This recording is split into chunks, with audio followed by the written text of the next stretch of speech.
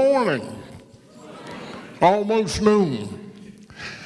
I want to thank all of you for being here today. It's always great to be in this part of the state, and it's always good to be at a community college. I am a huge fan of community colleges. The reason being, I have made a living with these big hands for a long, long time, and community colleges can teach people specific skills where they can make a lot of money. I now have my former assistant commissioner, Dr. Sandy Stewart, as president of Sandhills Community College. So the relationship between the department and community colleges has only been solidified, and we look further to more partnerships. It was about a year ago that word began to leak out that I would seek my 6th term as commissioner, and I was successful in winning that election, and I thank all of you for the support that you have shown me, not only this last election, but through these 20 years as Commissioner of Agriculture. The time has flown. It's hard for me to believe all of the experiences that I've been able to have as commissioner, and it's unbelievable. So I thank you for that honor and that opportunity, and I will pledge what I have pledged every term. We're going to do our very best, and that's what we have, and quite frankly, we've got a lot to do. We always start the year in agriculture with optimism, and it's always exciting as a farmer to start that next crop. And you've got to have the belief that this year is going to be the best ever. If you can't do that, you can't farm. No matter what, you got to put that next foot forward and continue to plow, figuratively speaking. Well, last year didn't turn out so well. I looked at production budgets going into the year, and what they said was, with the high input costs that we were going to endure and low commodity prices, we would have to have almost record yields just to break even. And this is at the beginning of the year, so it was going to be testy no matter what, and all we could do was to pray for good weather, and we having those good yields, and it just did not happen. In fact, the opposite happened, and fighting a summer drought, and then it rained, and we kind of had a sigh of relief, but it rained too much. Then we had this unnamed tropical storm that came into southeastern North Carolina and dropped 20 inches of rain on some areas in 24 hours, and the Weather Service said that it was a 1,000-year event. I'd already seen 2 500-year events in Matthew and Florence, and that was bad enough. And then we had Tropical Storm Debbie that came through the state and dropped a lot of rain and had a lot of wind, and it was bad enough. But then Helene hit the mountains. And in my lifetime, I have never seen devastation like this. I have made numerous trips to the mountains in helicopters and surveyed all these counties and talked to people, and this parallels what has gone on in Los Angeles. And if you've seen those pictures and that devastation, we have that amount of devastation in the North Carolina mountains. And unless you can see it in its totality, it's hard to believe. But we have town after town, community after community, that the water swept away about everything. 104 lives lost, and in fact, I have one employee in the department that lost 11 family members to mudslides and drowning. So it's horrific, and it hadn't improved a lot, quite frankly, and it's a long road to recovery. David Smith is here today, my chief deputy, and he's been with the department over 50 years.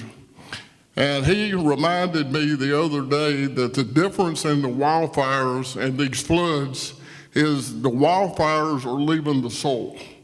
And if you see how much soil has been eroded from the fields and the valleys in eastern North Carolina, you know, it's unbelievable. How we'll repair some of it, I don't know. I don't think it's possible. So there's a lot of work to be done. We cannot forget what we're dealing with. I saw the best and the worst of North Carolina in 1 year. The worst being Hurricane Helene, the best being the people of North Carolina and their response to help people. So we've got a long ways to go. I did go to Asheville last Friday and met with President Trump and the First Lady, and I was encouraged by his commitment to repair Western North Carolina and restore it. I think his appearance there really gave people some hope, and I hope that hope turns into response. And he has appointed a response team that is led by some congressmen up in the West and some people that I know. So we're already trying to make sure that we are getting the message about how much damage we have across North Carolina, especially with the lean. I went to the legislature with a proposal, and it was something similar to what we did after Florence, and quite frankly, I think I choked them up. It was over $1 billion, and this is not the loss. This is what we think it's going to take to get people to the point that they can go forward in the future. And it's basically working with the uninsured losses. And it is in Western North Carolina, there's so many private roads gone, crops lost, and the total damage we have in North Carolina from last year and is about $5 billion, a huge amount. And what we did after Florence was we tried to help people with about 20% of their uninsured losses. And it was a bridge that got them to the future. That's what we want to do again. The legislature wants to see how much the federal government is going to do before they commit. The problem being is every day we don't do something, we're closer to planning time, and people have got to borrow capital to operate on next year. I wish I could stand here today and say the numbers look bright for 2025. They don't. Commodity prices remain low and production costs remain high. So it's going to be very dicey to turn a profit on some of these crops. And I looked at the why of the disaster. Of course, the big why was weather. But when you look at prices of commodities and how far they dropped so rapidly, and since the pandemic, we've seen production cost increases of up to 50, 60%.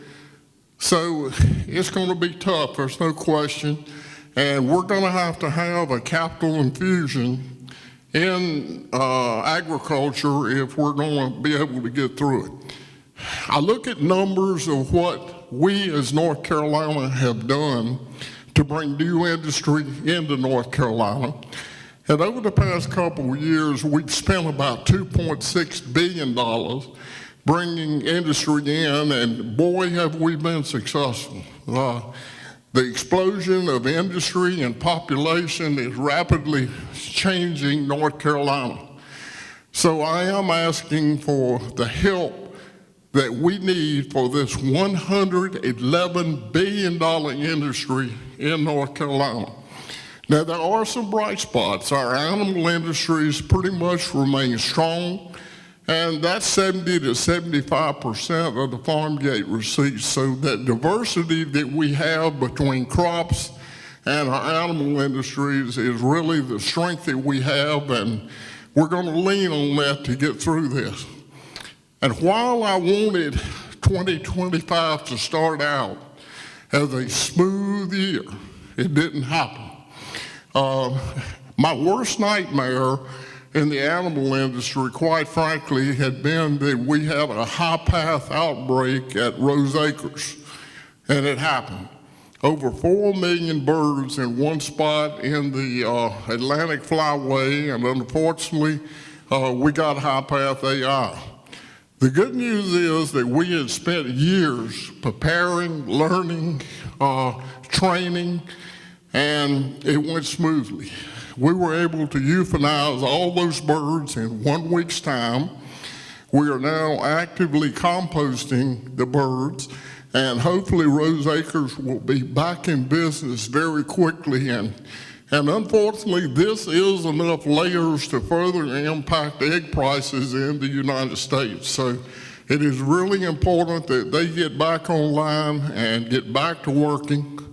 And now we've had an outbreak in a turkey house in Sampson County. We jumped on it very quickly and hope we will contain it to this one farm. And as weather gets better, then we get through this. But that's always a risk with the size of the poultry industry that we have in North Carolina. And just for reference, in a year's time, we will have over 900 million chickens and turkeys and layers raised in North Carolina. So we're on top of it. I think we're the most highly trained and prepared state in the nation for an outbreak like this, so we're having to lean on that right now. So what's the takeaway? Agriculture in this state remains strong. There's no question about it. Our diversity is great. We've taken it on the nose, there's no question. But through the university system, the farm groups, the Department of Ag, we're going to handle it. And we're going to learn from it and come out the other side stronger than we've ever been. But it's going to take time in the mountains. It's probably 4 or 5 years worth of recovery time. And if you just look at the amount of roads that are washed out and gone, it's unbelievable. So I ask you today not to forget these people in Western North Carolina and continue to volunteer and continue to contribute resources that they're going to need, and continue to talk to your congressman about agricultural aid. And we need a farm bill. We've kicked the can down the road now, I think the 3rd time on the farm bill. It hadn't been adjusted since 2017. And just think what agriculture has gone through in that period of time. We've been through a trade war. We've been through a pandemic. We've been through rapidly escalating costs and low commodity prices. So it is time to rewrite that farm bill. And always at the national level, when we start talking about what do we need in a farm bill, the number one priority is always risk management. If you can manage the risk and get through the lows, then you can make it pretty good. But the risks right now are way too high for the responses that we have, and that's got to change.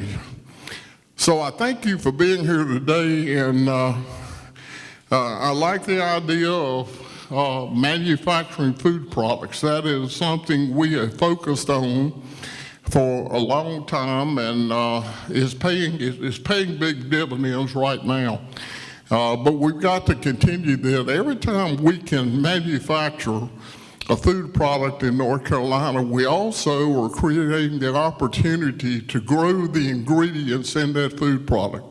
So that has got to be a priority, and it's something that is resonating. We built the NC field up at Kannapolis, and the idea was that we would want to bring companies into the lab to create these new products.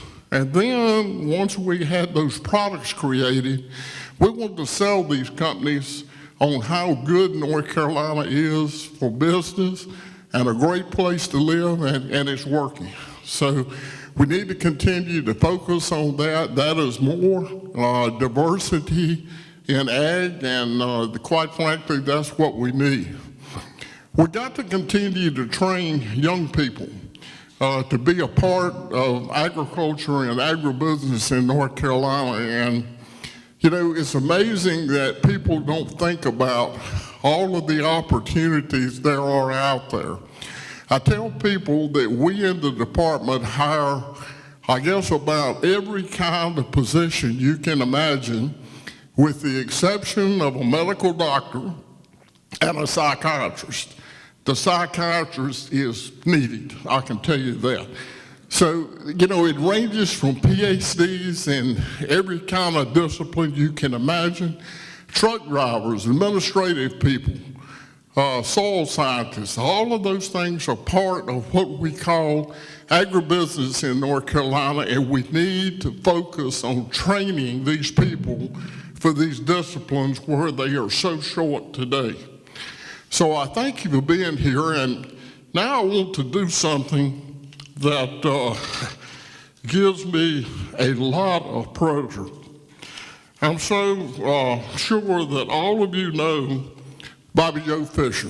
He has been instrumental in being in soil and water for years and years. And I'm going to give him credit for making the Nash County Soil and Water Fish Fry a can't-miss event regionally. My thanks go to him for everything that he's done to be impactful for agriculture. And I know he was raised on a farm in Red Oak.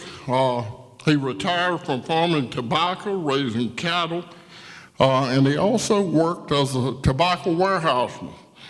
In 2017, he was honored with the Order of the Longleaf Pine, and this is the highest award the Office of the Governor gives for service to the state of North Carolina. And today I want to honor him by giving him the highest award that we give out in the Department of Agriculture, and that is called the Ambassador of Agriculture. He is most deserving of this recognition for his lifelong commitment to Nash County, agriculture in the region, and as the chairman of the Nash County Soil and Water Conservation District Board of Supervisors for 35 years.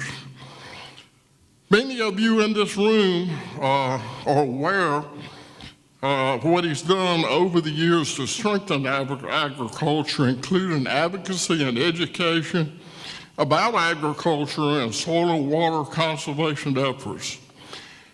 Bobby Joe, your roles in leadership at Farm Bureau, the Soybean Association, and others have made lifelong, lasting impacts on these organizations. The fish fry is something I never miss, and it's just a way to educate people and bring them together. We are celebrating your accomplishments and contributions today, and I personally want to thank you for your friendship and your support over the years, your support of the department. And I just once again want to congratulate you for your outstanding service to the state and to our agricultural community. So I tell you what I'll do. How about I come down there